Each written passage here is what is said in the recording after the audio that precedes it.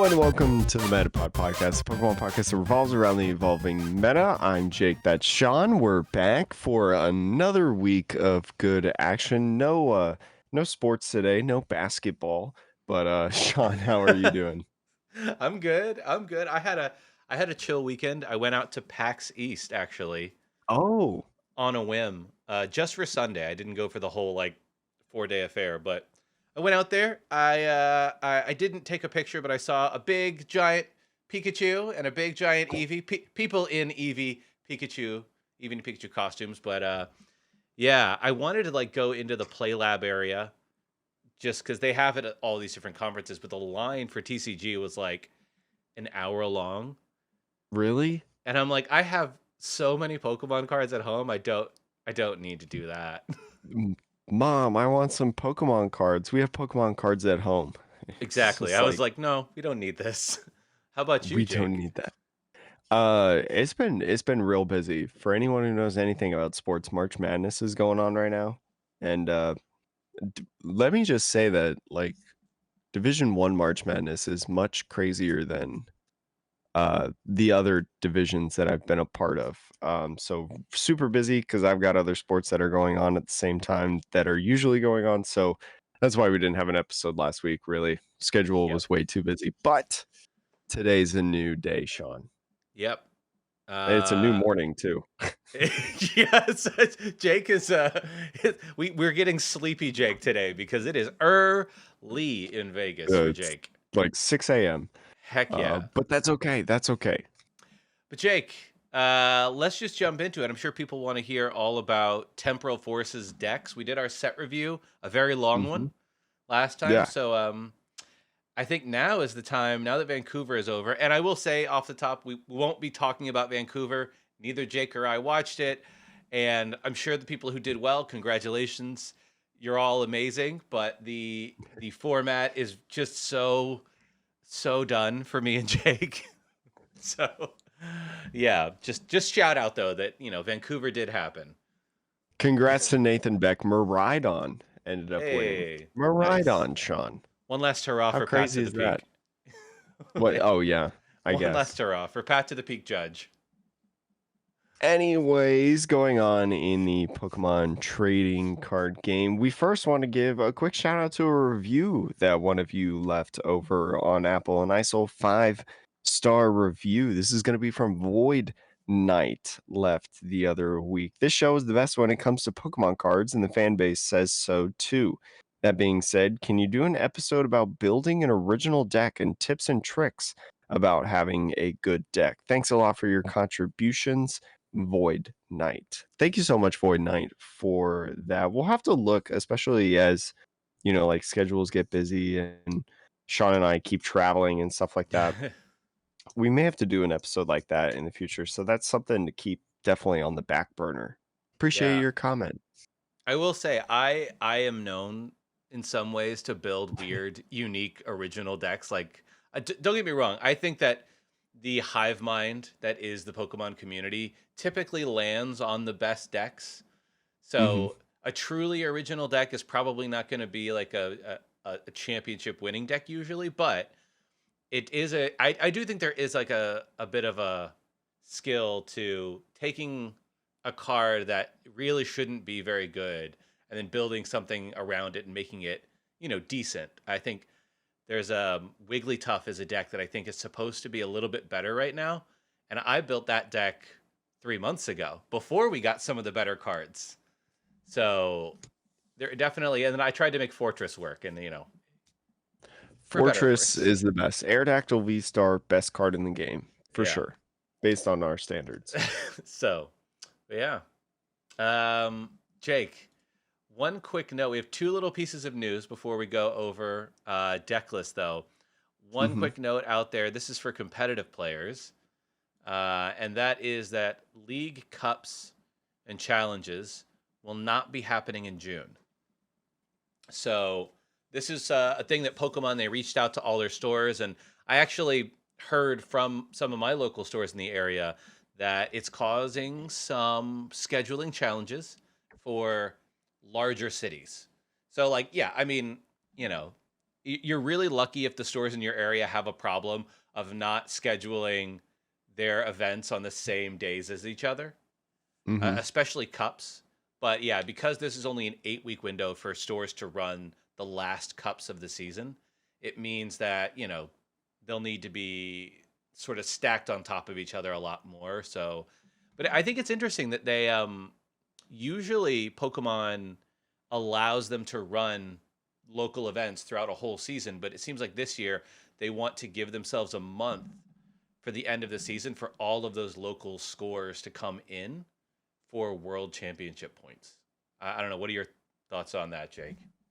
I think it's interesting because you talk about like NAIC always, and I guess continually will be the last CP event of the season before you go off into the world championships.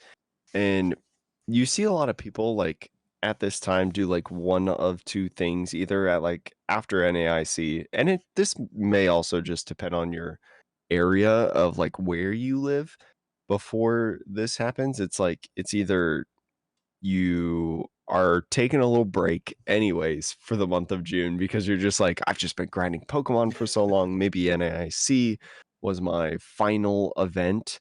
Or people are complaining about how, you know, you can start getting points as soon as NAIC is over for the next season. So it's like you continuously have this grind. There's no break for something like the world's invites. So I kind of like this direction, especially because June is the month of summer, right? Especially for their smaller demographic. It allows like a more friendlier environment, I feel like, and we can touch up on some of the other things that they're doing in June that kind of bolster, I guess, this like thought of, it's going to be more friendly and it's going to be more like beginner friendly, right? Like people joining the game, and it's not going to be ultra serious competitive all the time in there. Yeah. So I mean, I personally like this direction. Yeah. To Jake's point, what they're doing is they're encouraging stores to maybe try out alternate formats. And they specifically call out Gym Leader Challenge. So, you know, if you are interested in getting into that format, June is the perfect time to tell your store, like, hey, maybe we run an event or two in GLC. Um, Hmm. and they're giving out cool, like, play Pokemon reverse holo foils. So, like, there's a Buddy Buddy Poffin, which is going to be a staple for a lot of evolution decks. You have Super Rod, which is just such a good card. And then TM Evolution. Those are the three. And they have, like, the play Pokemon logo stamp on them, which Hmm. I I mean maybe there have been some. I feel like we haven't seen these types of stamps very often recently. Like I remember them way Um, back. Like there's some like old cards I have that have these stamps on them, but I don't remember a lot. We've gotten a lot of the prize pack stamp ones, which are different though. Yeah, I was gonna say I don't. If I'm thinking back and thinking, and maybe I just don't own any of them, I can't really think of any that have like this kind of hollow where the text is and stuff. There's like this faded background of the Play Pokemon logo, but I can remember like old school hollow patterns of Play Pokemon promos. But yeah, not exactly like this. So I like these. I mean, I think they're cool. I hope that they're a better quality than the other reverse hollows of recent years, like the main sets. Yeah. Um, because man, we've talked about how much those suck. Oh man. Well, so yeah, that was some play Pokemon news, and then the other small piece of news is that after enough people have opened enough packs of the new set, apparently the pull rates for temporal forces, if your booster boxes have been absolute garbage, don't be surprised because apparently pull rates for the special illustration rares and hyper rares like the chase cards are harder uh, for this set than any other previous Scarlet and Violet set.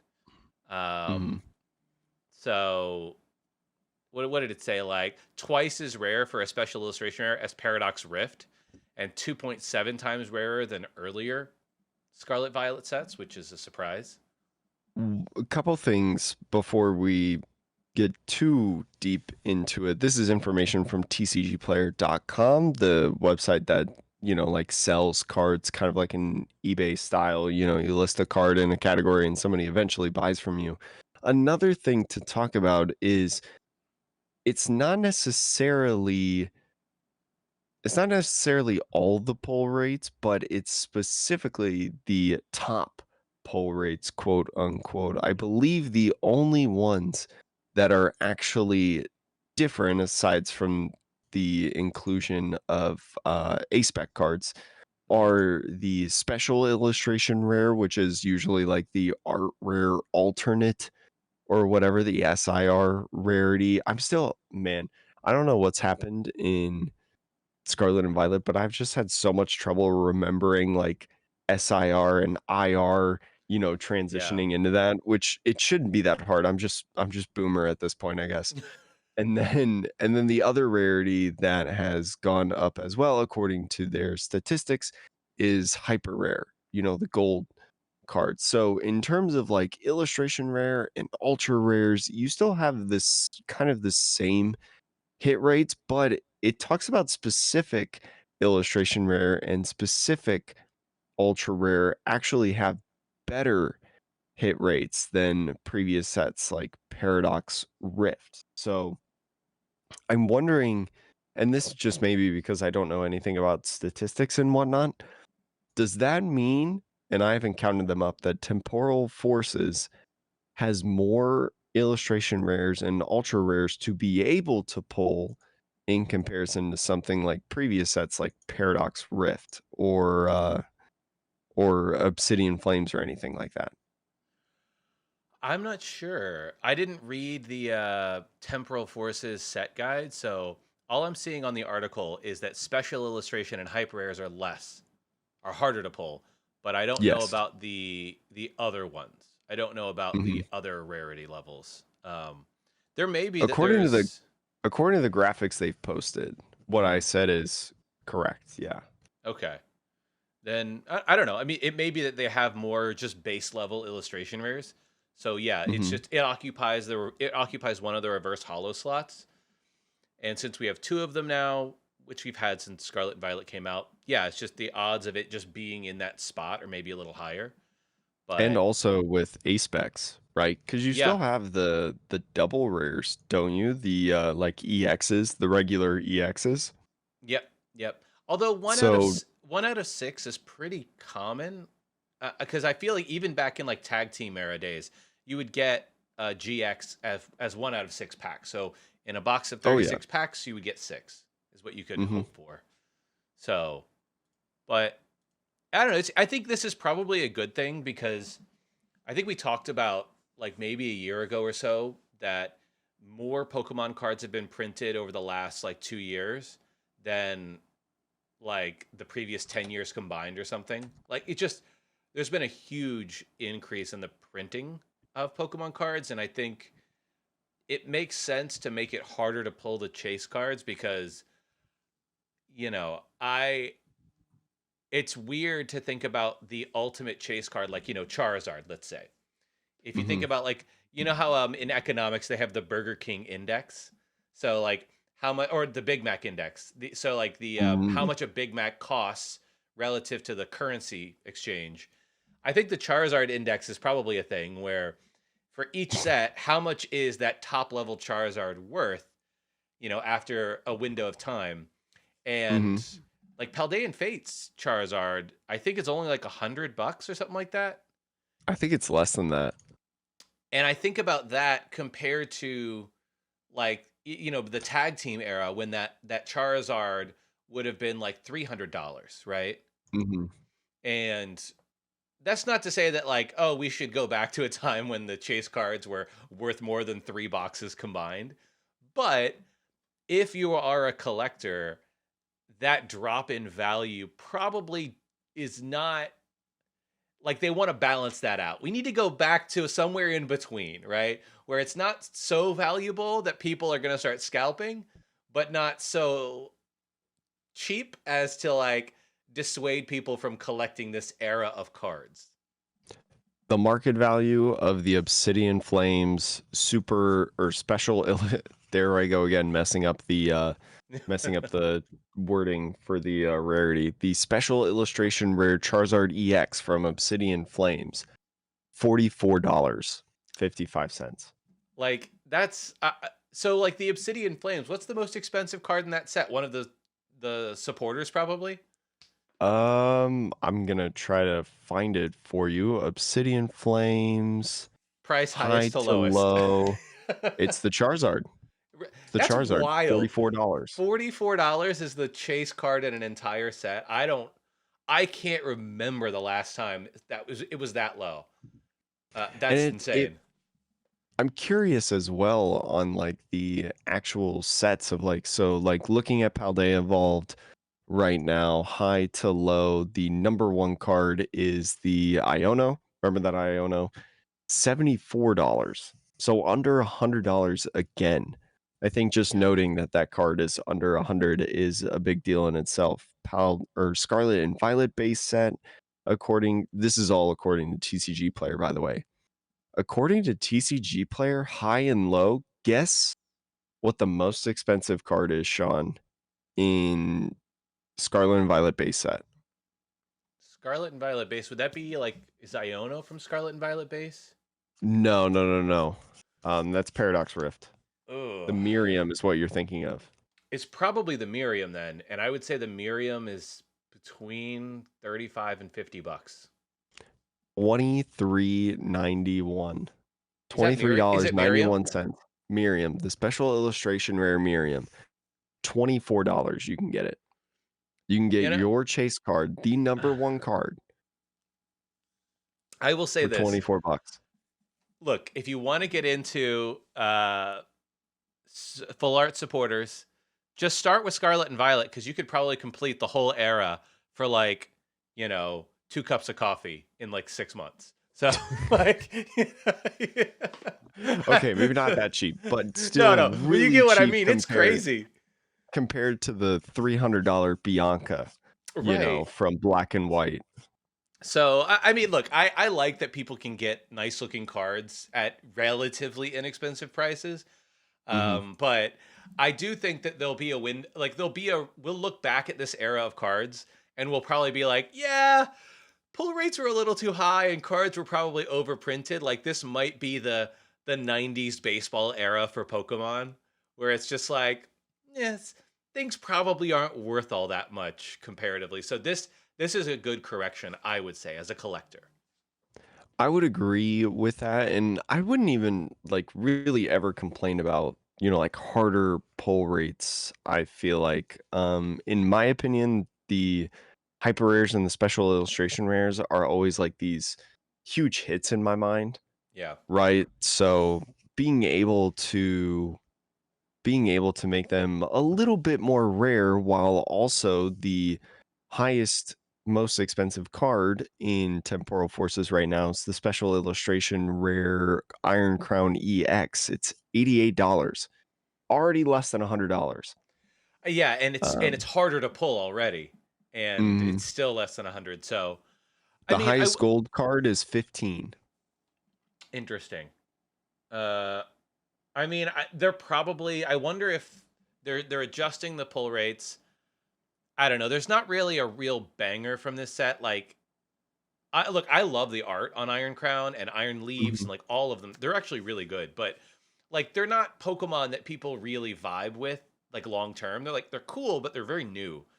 So I think until we get to a set that has like, the Charizards and the Blastoises and the Gengars and the Mewtwo's and the Mews, once we get back to a set that has some of those bangers, I think that's when we'll see like has the adjustment paid off for Pokemon. So, This is the time to get into the set. In yeah. my opinion, absolute peak. Love this set. Love this set. The art is great in there. So Jake, are you ready to talk about deck lists now? I think I'm ready to talk about deck lists. Okay. Temporal Forces is here. More decks are on the horizon, and with rotation as well, there are plenty of new decks to play and try out while also reformatting some of your favorite archetypes in the game. So we have 1, 2, 3, 4, 5, 6, 7, 8, 9 different deck lists. Whew, 9 different deck lists that we can talk about in this one about some post rotation goodness. So, Sean, which one do you want to talk about first? I mean, let's just start with Charizard. Like this deck, it's not really wildly different, I would say. Um, because Charizard kind of kept a lot of what made it, good or bad. Hmm. Um, but there are a couple of changes that people are playing around with. These deck lists, by the way, are coming from what tournament is this from, Jake? This was the big tournament in Japan. I'm Okay. forgetting the name of the city that it was called, but this was a Japan run tournament, Champions League Fukuoka. Okay. So this is from a Japanese tournament. So small grain of salt, Japanese players and decklist builders are often a little have like some slight differences from Western players, but Hmm. still a good look of what you may expect to see at EUIC. So And this chart, especially if you want like a starting point, these are great yes. starting points as well. So this Charizard list, a couple of things that you might note. There are two Charmeleons in the list now, which I call out because Devolution TM was a bit of a challenge for this deck. At least I felt in the West, like decks that maybe can't hit those huge 330 numbers, but can either spread damage or hit, smaller thresholds, would throw in a Devo TM to like late game, basically kill all of your opponent's threats. Um, and then I would say another big change that we are seeing in terms of the overall deck list is the potential for Bibarel to be the draw engine over Pidgeot. So we'll see if that holds up in the West. I know a lot of players here really love Pidgeot, but I don't know if Rotom V does that rotate. I think it's F block. Okay, so maybe it sticks around. So I think you can still play around with both versions, but those are the big differences. Obviously, Buddy Poffin is huge Hmm. for the deck as it replaces Battle VIP Pass and can be used outside of turn one. So weirdly, I think in some ways Charizard gets more consistent just slightly in that respect. But I think the reason for the Bibarel engine is if you think about Pidgeot being, okay, well, I can go grab any card out of my deck, but it's one card. There's a new future supporter card, Jake, that really combos well with Bibarel, and that is Hmm. Cypher Maniac's Code Breaking, which lets you look for any two cards in your deck and put them on top. And then obviously, if you have Bibarel, hey, so long as you don't have a lot of cards in your hand, if you've got Squavit too, you can Squavit, Bibarel. Yeah, it's a really great combo to basically get two cards from your deck instead of one, so long as the thing you want to get isn't a supporter. The reincarnation of Mallow from Guardians Rising in the Sun and Moon block. A very, very good card in combination with Zorark GX with that trade ability. So we're seeing it once again with Cybermaniac's code breaking and Bibarel, as you mentioned, Sean. And I like this. I mean, I still think Pidgeot is good. Pidgeot EX is still a good card because, like, find any card you want, right? It's Yeah, kind of insane. But with Nestash and Bibarel, the Squovit and Bibarel combo, like you mentioned, just really, really good overall, especially if you have like a clogged hand, right? You use Cypher Maniac's code breaking, Squovit for four, or I'm sorry, Squovit for one, and then Bibarel for four more to look at the top five, basically. Instead yeah. of maybe just one or two from the whatchamacallit, just the code breaking and Bibarel. So it's a really, really cool archetype in my opinion. Three rare candies in my opinion. It's kind of scary, but you don't need to run four exactly anymore because of the Because you because don't of have the Pidgeot. yeah, the deficit of Pidgeot in this deck list, and with the promotion of more Charmeleons, right, that means less rare candies, because you don't need to, rare candy 2 Charizards in 1 turn usually, Yeah. because you're just evolving and attacking, right? Yep. So, I like this idea. I think the only thing that scares me about this list, and like I think it's worth playing around with for players, there's two things actually.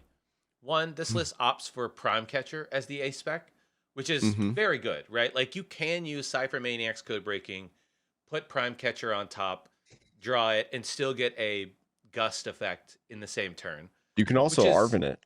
right, exactly. So like, don't get me wrong, I like it. I think that Maximum Belt is another card though that a lot of Charizard players are playing around with as another option to just Mm-hmm. say, okay, well, I could either boss something up, or the problem Charizard has, especially in the early and mid game, is things are going to be just out of reach in terms of damage output.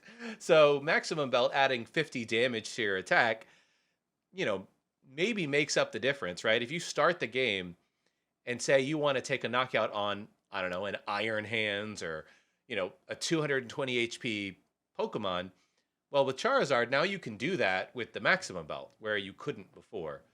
Um, but the other thing that scares me about this deck, Jake, is there's only 4 real attackers in the deck. You've got 3 Charizard EXs, 1 Radiant Charizard, and I just, there is a world where you prize 2 Charizard EXs, and I think you just take the L at that point.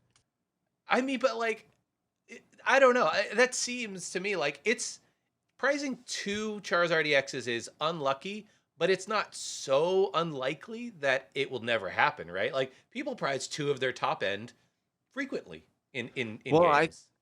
I think about this part too is like if you prize 2 Charizards, okay, you have 1 Charizard EX attacker that you can use that is pretty searchable through all things considered with Ultra Ball first off, and Yeah, also Cybermaniac's code breaking, sure. right?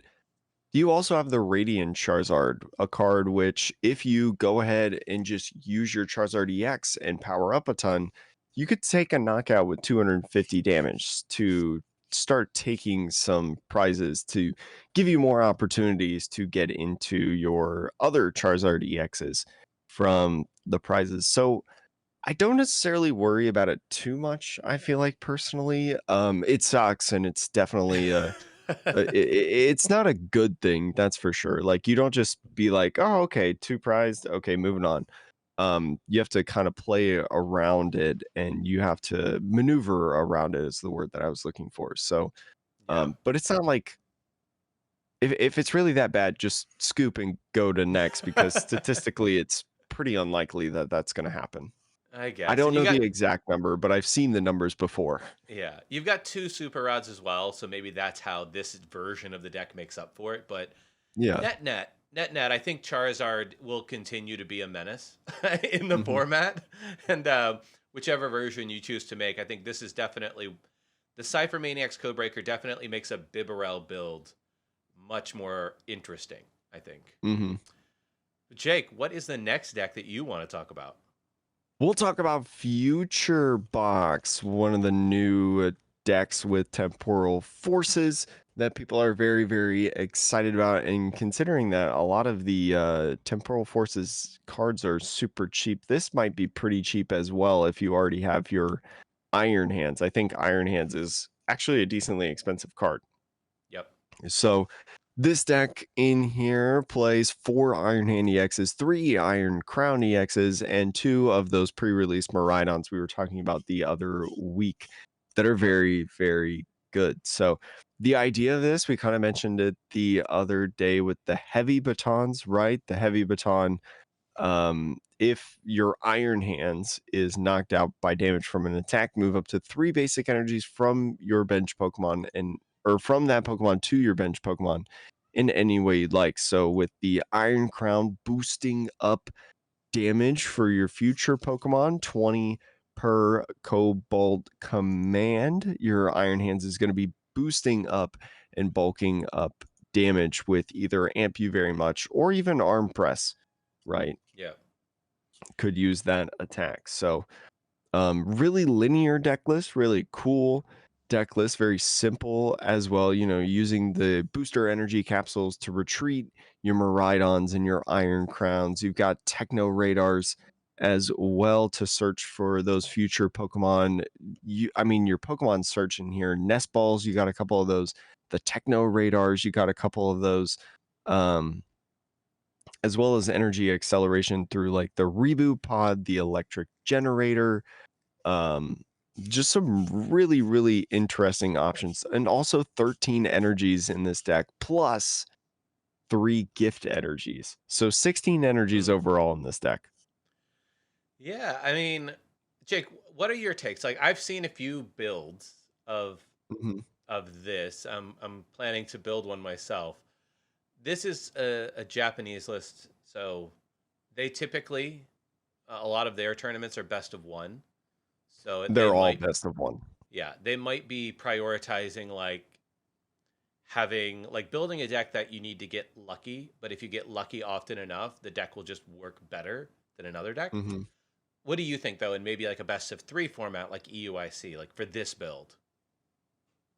I think that it's kinda tough for Iron Hands and Iron Crown because I feel like this deck really heavily relies, well, maybe not heavily relies. I mean, you're committing 4 cards basically for the heavy baton combo, but with Lost Vacuum still being a prevalent card, I think it's really, I think it's an interesting deck. I don't think it's going to be like super good, but as you're mentioning, with being able to run hot and stuff like that. I mean, we could just see one Iron Hands, Iron Crown Future Box deck really just high roll in EUIC, hit the good matchups, right? Hit their electric generators, but also, through peak acceleration, the small Miraidon's attacks, right? And also like combination of reboot pod. Maybe it's not as high rolly as we think, per se, because it does have several energy acceleration opportunities at its disposal, and with gift energy, you draw cards. We Yeah. don't have any like kind of we don't have like a Faba type removal like we do with Lost Vacuum. So No, that's it's a a it's a cool deck. I think it's neat. yeah, I do like the gift energy in here because to your point, like drawing cards, you just don't have any draw in the form of your support Pokemon really. So Hmm. the one thing I'll say about the deck, which I've seen people play online, I think Miraidon is the Pokemon you want to start with every game. Um, and I don't know. I feel like you want to go second with this deck to use peak acceleration, right? Hmm. The You can current even like turn one arm press or amp you very much, honestly, you could if you hit your depending on, generators yeah. and get your future booster energy capsule to retreat, but hey, look, it's possible, right? You really have to hit a lot to get there. But um I do think though that like most times, especially in a best of three, you're most likely going to be wanting to start your Miraidon, and you can either take a single prize knockout, like a cheeky little one, because that peak acceleration does 40. If you get 2 or 3 Iron Crowns down, all of a sudden you're doing 80, 100 damage. If you Hmm. throw a future booster, you're doing 120. So that, if you go second, that's going to knock out most non-EX Pokemon that your player, that that opponent's going to put down. So, and you get to accelerate energy. So the to me the ratios right now are a little too turbo for Iron Hand specific. Um, being your main attacker, even turn one. Whereas I think a split of like 3 Miraidon, 3 Iron Hands. I don't know. For me personally, I think that's a much safer like thing of like you probably want to start Miraidon. And the other thing that although I love gift energy, not having any psychic energy in the deck, um, it just makes your Miraidon and your Iron Crown they have other attacks which are really good, right? Like Hmm. there are situations where you might want to throw the Miraidon in the active and do 160 plus, 60 if you have 3 Iron Crown out, or 80, and you could do 220, 240 damage with Miraidon. And so a single prizer being able to take 2 prizes and force your opponent to have a boss or a prime catcher, that's I don't know. I see like that's a huge upside, and so not including the psychic, in my opinion, is a little sus. But look, this deck is, I think, built for a best of one and a speed version. But I find it I find it a little tough to like the idea of including the psychic energies because like you have like what like you need to draw into your psychic energies, right? Or at least well you have to draw at least one and then you can heavy baton it, reboot pot it, in specific places. I So mean, I wonder if it's almost just like not worth it, right? you could peak acceleration a psychic into play. Well, I guess, but honestly, like I feel like peak acceleration on your active Miraidon is just a waste of energies because 110 Well, you in could this format on your opponent's second turn, I feel like is too easy. peak acceleration a psychic onto Iron Hands because Iron Hands' I guess you attacks. could. Yeah, and then you just heavy baton the psychic if you want later, because either you can heavy baton it back onto Miraidon later, or you can heavy baton it onto Iron Crown, which will do 50 damage to two of your opponent's Pokemon.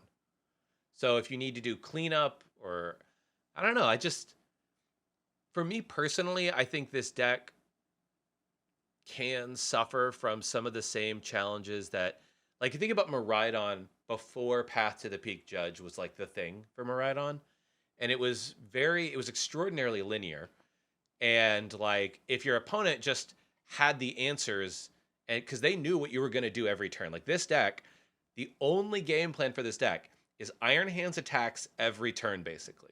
The only difference is Mhm. sometimes Miraidon does peak acceleration, but like if your opponent just, this doesn't have any gusting either, which is it's got four counter catchers. I will take that back. But but like the four counter catchers is also, Jake, to be frank, weird. You're playing a turbo build that wants to take extra prizes with Marida with Iron Hands. If you're not ahead on prizes, what's happening? What happened? Well, you think about Iron Hands' prize mapping, right? If you knock out a, a EX, that's 3 prizes. You knock out a little baby Charmander, for instance, that's 2 prizes in exchange for your Iron Hands. That may be 2 prizes, or your Miraidon, that's 1 prize. So, I mean, I don't know. Like, you could be behind. It's like the idea of the Zorobox with Slowbro, right? To where like, okay, you can lead for a majority of the game, but at the very end of the game, I'm gonna take the lead, right? Yeah. And take the win. Which by the way, we saw Zoroark do really, really well in Vancouver, I saw. So shout outs to you. Hey. Um, I can't remember their name. They're one of the Seattle tabletop people. Oh, nice. Anyways, shout Tabletop out to Village you. Yeah. crew. Yeah. Nice. But I don't know. I think with this deck, I think drawing cards is more valuable. Yeah, yeah. I don't know. Those are. I think that some version of this deck is gonna be a real problem, though. Like, Hmm. and whether or not you include the psychic or change up some of the, or even honestly like put in a prime catcher over the reboot pod because maybe your energy acceleration plus baton is enough to keep your energy on track the whole game. Hmm. But I do think some version of this is going to be a problem, which I think makes, weirdly, I think it makes cards like Iron Bundle even better if you can find a way to actually attack with Iron Bundle. Because Hmm. I think Iron Bundle says, is it that your opponent can't attack with basic or can't attack with evolution?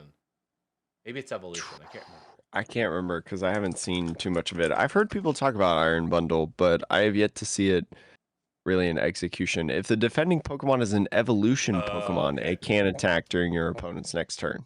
Never mind that. But point being, there are cards that stop basic Pokemon from attacking. Hmm. And like, yeah, Noivern is a good example. And like, I'll be interested to see how EUIC shakes up. I don't think that the counter decks are going to necessarily be that strong in EUIC because the format is just completely new. So Hmm. I expect some version of this to do pretty well. But With Future Box, we've also got Ancient Box going on. The return of Bee's Revenge with the Roaring Moon here. 2 attacks, one or 2 attacks, 70 plus, 10 more for each ancient Pokemon in the discard pile. You're running ancient Pokemon like Koraidon, like Fluttermane, and 1 Great Tusk. So this deck is interesting. I remember, like, watching Azul peeping into his stream, and he Yep. was testing out this deck, like, on release day, and he kept joking around about how Roaring Moon, the Vengeful Fletching, is super underwhelming, and especially early game, it's just really, really tough, like, not having any Pokemon in the beginning in your discard pile. So using Koraidon in the beginning, right? 30 Yep. damage for each of your ancient Pokemon in play, to be able to at least spruce up a little bit more damage. Um, I don't know. I this definitely not as I big of a love that. believer in this deck as I am in Future Box. I think this deck I think this deck is a weird combination in my brain of like, look, it's a single price deck that does hit decent numbers. Like, let's not get it twisted.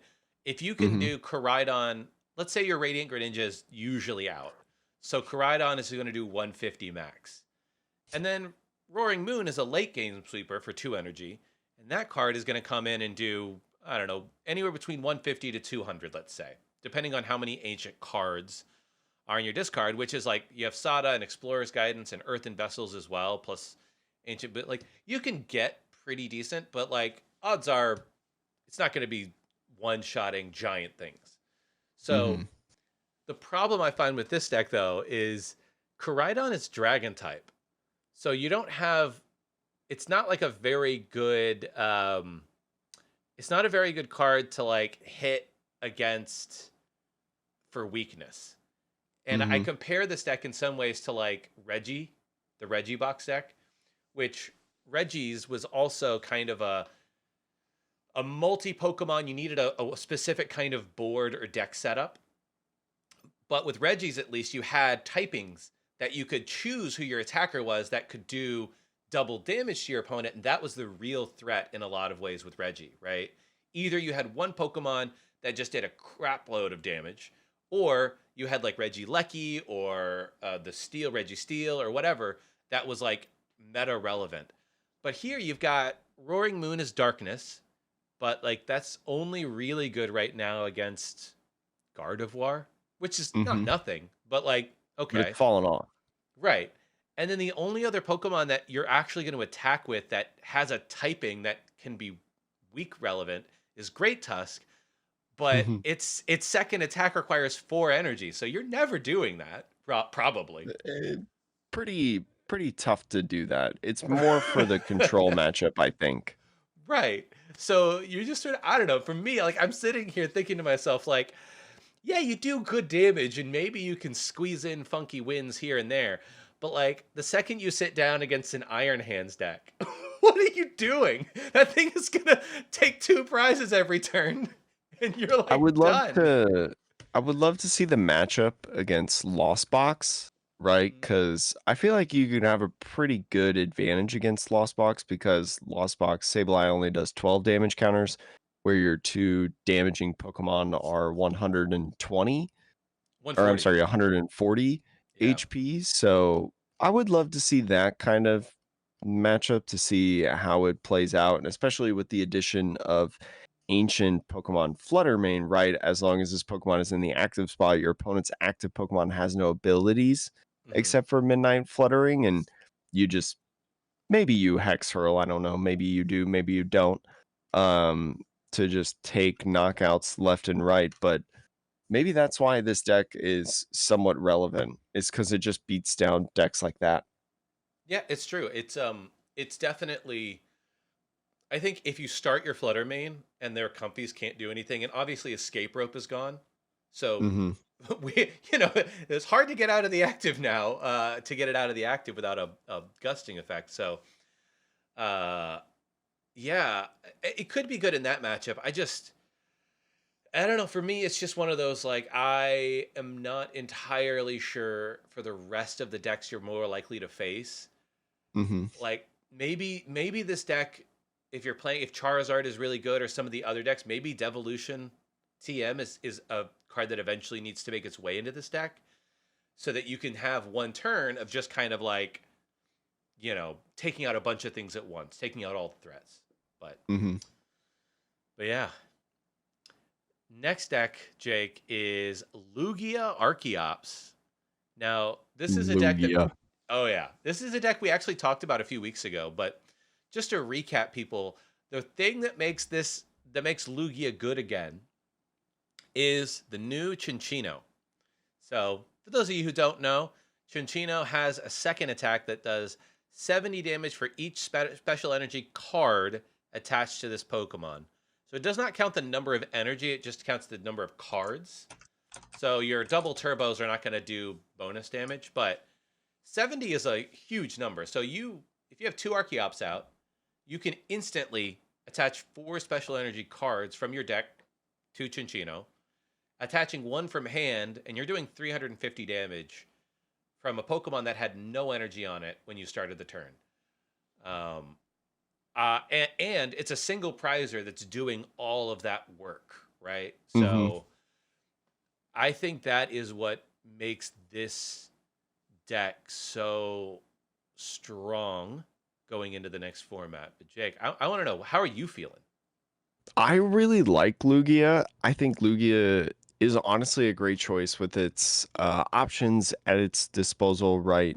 The variety that it can bring. And now with the Chinchino for that hard hitting punch, right? And all of the different energies that are in format, you have so many different energy types, 6 different ones, at least in this archetype of Lugia. You got a couple one ups with the therapeutic and the V Guard, but like, having 4 different, pretty much 4 ofs in the deck, you could argue that Mist Energy should be a 4 of instead of, like, maybe V-Guard or Therapeutic or something, but having all of those different energy types along with the double turbos, right, which give 2 energies, really gives so many different options with this deck.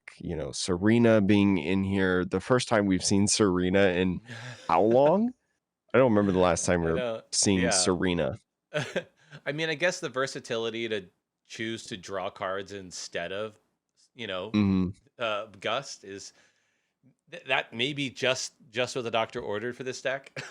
um, Going back to Great Balls as well to find various Pokemon in the deck along with a Master Ball to find whatever you want, just yeah, really boosts up the consistency of this deck to continuously summoning star for Archeops and stuff, and especially with no path to the peak, right? Not too many, ability stopping Pokemon. And so, I mean, Fluttermane, the one that we just talked about, you may yeah, think, oh, that one. But Fluttermane only works on the active, yep, right? So if you have the Chinchino doing call for family to get out a Lugia V or maybe to get out, you know, Snorlax or another sure. Minccino or something like that, your Lugia V star is still going to be able to summoning stars. So that consistency, you don't have to worry too much about the stadium and just consistently finding, different things. You have the Luminion Jock combo in this deck. Have we ever seen Jock in a deck? I Like a mean, real deck? like a real deck. I mean, not often. I like Jacques, but it has to be in very specific decks. Like I liked Jacques in Wigglytuff Mhm. and in Fortress because they're all stage ones. And so, like in that, but I mean, Jacques in this deck, you think about, you lost Professor Burnett, I believe, the one Yes. that puts cards directly into the discard. So Jacques now, because it goes into your hand, you can Jacques for 2 Archeops maybe, Ultra Ball both of those Archeops, get Lugia. It's like a Professor Burnett at home. So Yeah. There's it's also you know there's also different opportunities, like you mentioned with Jock, to be able to do stuff like read the wind, yeah. right, on an early turn to be able to get rid of the card and just kind of advance your board a little bit more. So I don't know. I mean, I've really liked Lugia. I think it's going to be really strong again in this format simply because of the Minccino, right? You don't have to depend on Lugia to hit those huge numbers. And hopefully you kept your Lugia V stars or you bought them during the quote unquote Lugia break. Yeah. I think the only thing this deck is going to really have to contend with is the matchup with Future Box, the Iron Hmm. Hands version. Just because, yeah, Lugia is weak to electric type. And And you have to put one in play. yeah, there's nothing you could do. Now, you only ever need one. And I think that, Hmm. but the problem is that Lugia, you're sitting here like, and maybe the prize trade math doesn't matter. I'm trying to think it through, but like, okay, one Lugia, let's assume you got to give up 3 prizes to the Iron Hands. You take 2 in response with Chinchino. You give up 2 prizes with your Chinchino. You take 2 in response. Um, yeah, it's if your opponent takes the first prize there, it's not looking good. And I think in that matchup, you just try never to play your Luminion. I guess is the main thing Hmm. with that matchup. But I think yeah, the biggest thing that we think about is how many Iron Hands Future Box decks are playing something other than Counter Catcher to be able to yeah, gust up, right? The ace spec of choice that we saw was not the prime catcher.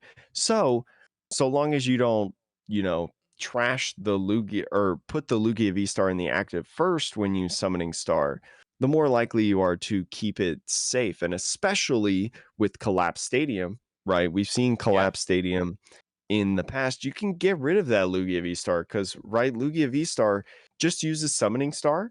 And then, yes, unless you want to attack with it, it's done. The ability can only be used once, right? And at that point, you're focusing on the primal turbos and yep, whatnot of your deck. So maybe your Iron Hands Future Box matchup isn't so bad yeah. with That's that fair. idea, but you do have to find your 2 of Collapse Stadium, at least in this list. Yeah. So I fully agree though. I think that's a good point. Is if you can play it such that you collapse Stadium away your only Lugia before they get a chance to knock it out, and then you go completely single prizer route. Mhm, Um, so long as you play your turns out and your opponent maybe can't gust up Archeops, you might be able to take a win there if you're the first one taking prizes. So mhm. um, yeah, I do like that. That's interesting. It's an Uh, interesting idea for a matchup. The other deck, just going through some of these decks now. This is going to be, I think, a little quicker because I think some of these decks we've seen and they're just how they're different. Mhm. So the next one is Lost Box. Obviously, Lost Box is losing Dragonite, Kyogre, Escape Rope, kind of a Poor lot. Kyogre. I know. So the question becomes, well, what does Lost Box look like after all that is said and done? And the answer, I think, is partially it kind of looks like whatever Tord was running at the end of the format. so, Mhm, so like you got your normal Lost Box combos of Sableye, Comfy, Cram, but you're also running the Roaring Moon and the Iron Hands, Raikou, and it looks like here, in place of all of those escape ropes, Jake, the cards that you're throwing in are Prime Catcher and 2 of the new Rescue board. mhm. So Jake, what Rescue do you? board, I think, is a no-brainer kind of with Oh Comfey yeah, because of yes, the retreat abilities that you get. yep, Because I mean, no matter what, your Comfey is gonna have free retreat. yep. Jake, and also I'll just mention Buddy Poffin is great for Mhm. finding your comfies. A little sad that they can't find Sableye, but comfy is really the main thing you want to get down as soon as possible. So you Yeah, I basically mean, have you're not gonna yeah, want Sableye at the beginning of the game anyways, especially as a one of. So I think you just take the odds of trying to find it in other means such as Nest Ball and Culver's Experiment and stuff. Maybe the Roxanne, the Artisan, even you have in yep, this deck, Forest Sealstone. yep. Although Forest Sealstoning for a Pokemon, just one, like So Sableye, bad. feels kind of weird. Yeah.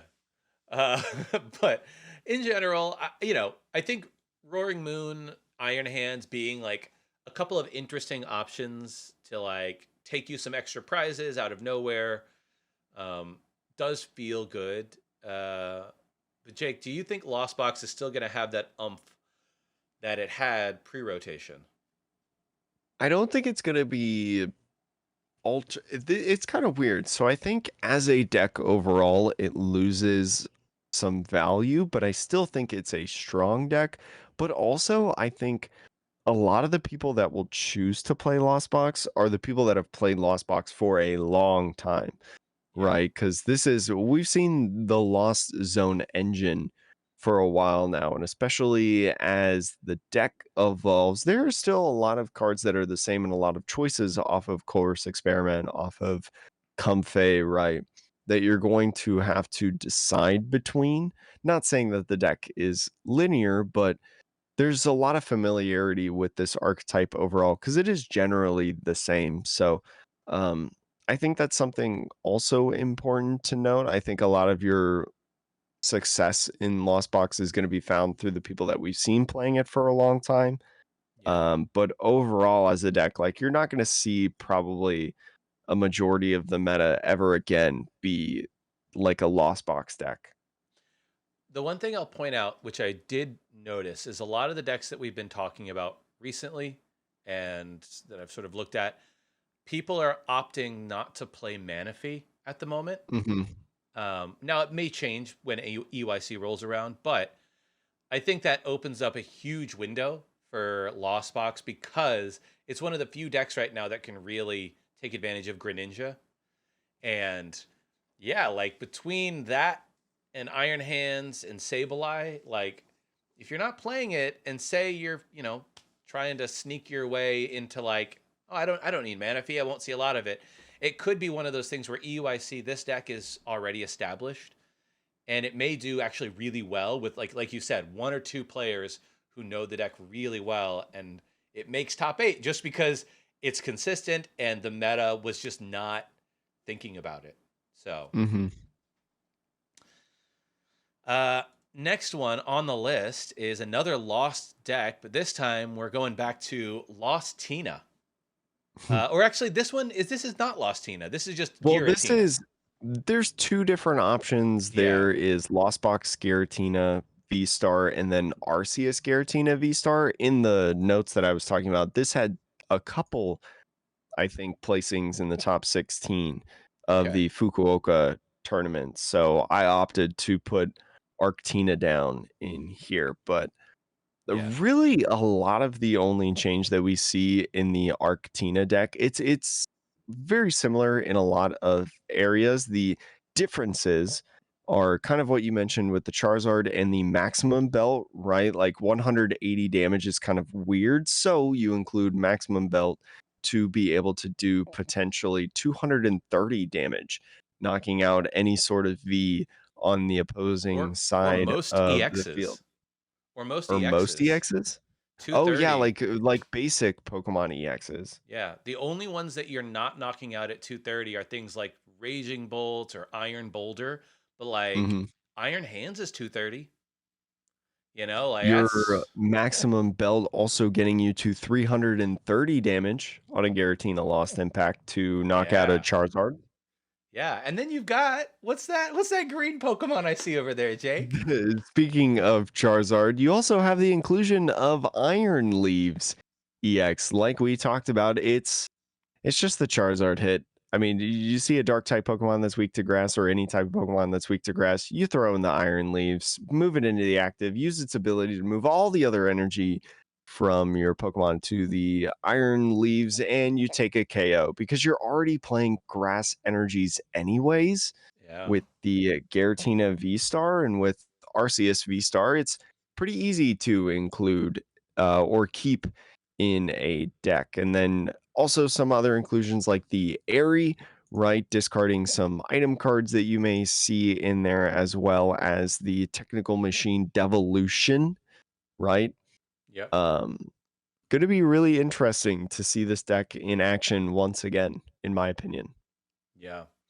Uh, yeah, I mean, look, I think that this deck, obviously, it's quite different. You're not playing your Path to the Peak engine anymore, or like your. Hmm. So I don't know if the Arceus version versus the Lost Box version. I have no opinion as to which is probably better. I tend to lean towards like super competitive play. Like if a deck can have more single prize attackers, usually you're in a better position. But who knows? Maybe with Iron Hands, if the Future Box deck is very popular, having things that are a little beefier that can't get one hit, knocked out by Iron Hands for two prizes, it might actually be that it's a counterintuitive format right now where you want something that they're going to need to grind through your Pokemon. Hmm. Um, and with Radiant Gardevoir on your, protecting your two Vs by 20 damage each, 300 damage is annoying. It's just annoying to get through. So it'll be interesting. I like Jake, the deck.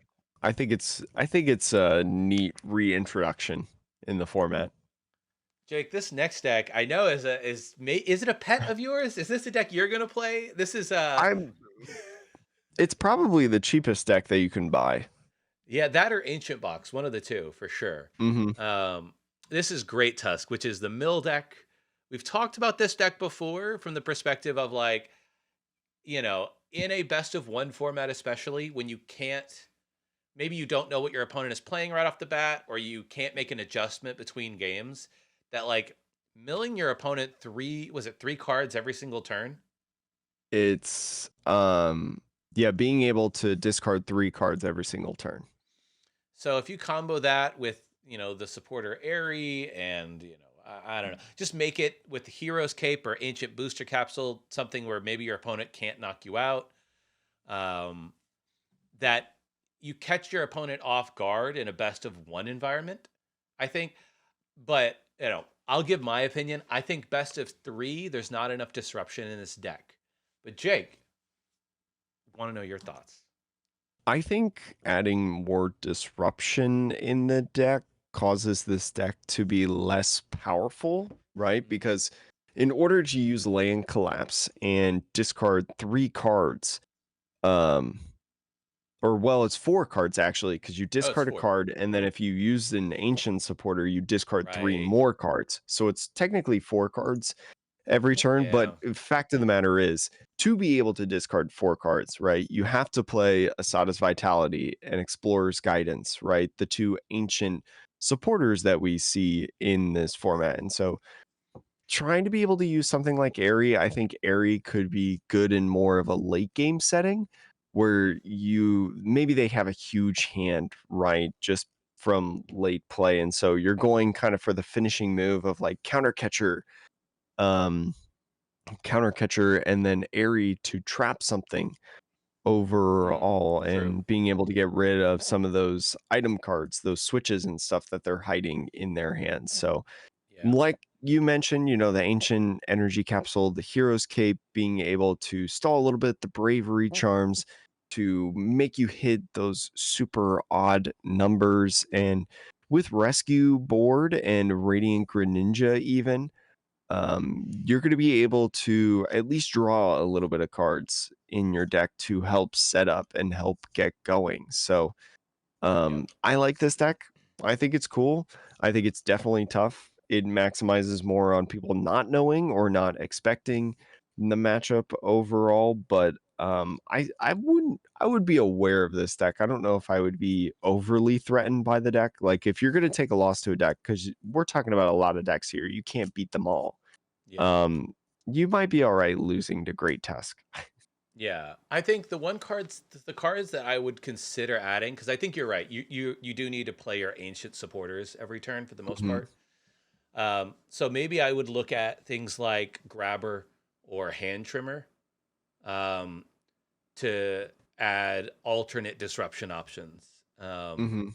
Especially in like a best of three, where once your opponent gets wise to what you're doing, in the next game they can maybe adjust their play. So if it's hard for them to plan because of those other cards, I think that also maybe helps. But play around with it. Hand trimmer, I don't know if I agree with hand trimmer because Oh, like your okay, opponent chooses what they discard. So it's like, yeah, you put them down to 5 cards in hand, but you just got rid of all those dead cards, right? maybe, yeah, They're still gonna keep their switches and stuff. You have to combo that specifically with with Airy. Airy, yeah, yeah. Hmm. But it's just thoughts. Whether it's grab or hand, who knows? Play Great Tusk. Yeah. Have fun. Um, we have two more decks real quick. One of them, is Gardevoir. I think we've talked about this before. Oh, this is an old list, Jake, so we can skip it. This one has Level Ball and Fog Crystal still. Oh, maybe I mislooked in It's there, fine. but all right. Well, what I'll say is Gardevoir in general is a good deck, and people expect it to do pretty well. But I personally worry about you've lost the Mirage Step Curlia, you've lost your Fog Crystals. Like I think it as an established deck, it lost a lot of its setup, and I think it might take it a tournament or two to really find its way again. Hmm. Just a quick read from me. But last one here, Jake, is Dialga. What do you think, Dialga? What do you do? Give me your thoughts, Jake, because I know that you do like Dialga V Star.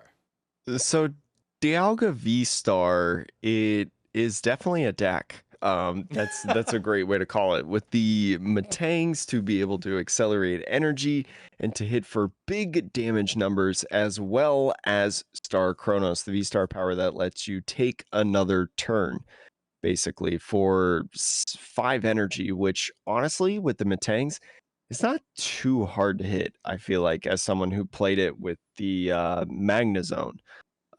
Star Chronos is not the hardest thing to hit ever. So the idea of this deck is just accelerate energies on your Origin form Dialga V-Star, knock out really anything in the format, and play a couple other attackers that you may have in the list as well, like the Zamazenta, right? We've seen that Yeah, Zamazenta previously in Lost Box decks with that Retaliate attack to be able to take return KOs for big damage.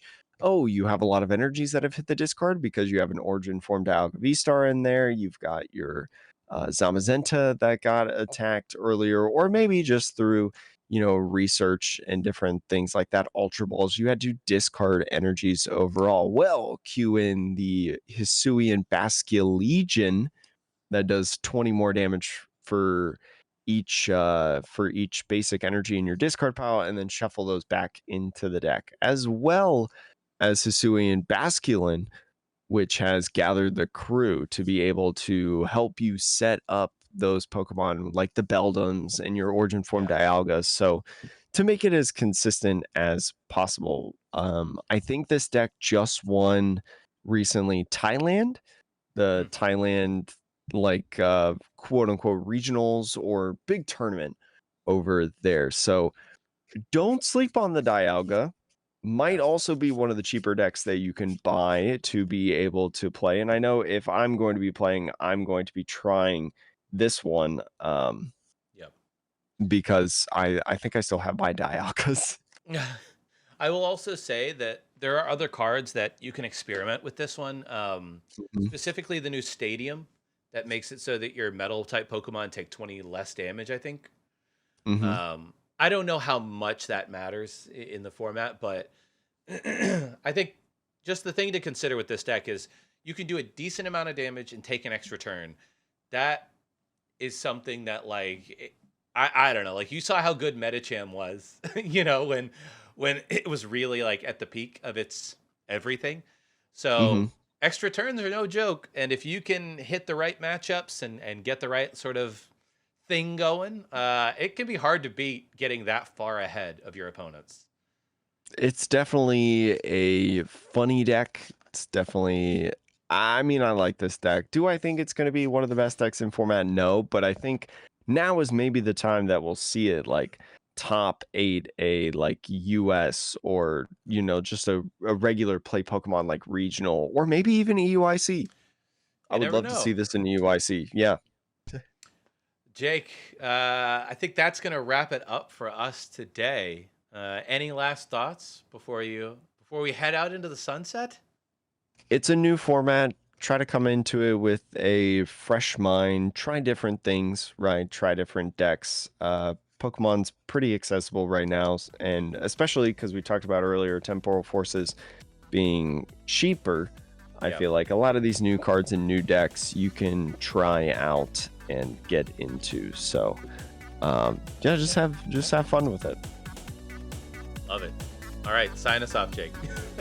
Thank you so much for listening to the Metapod podcast, the Pokemon podcast that revolves around the evolving meta. I'm Jake, that's Sean. We'll see you next episode with another fun time.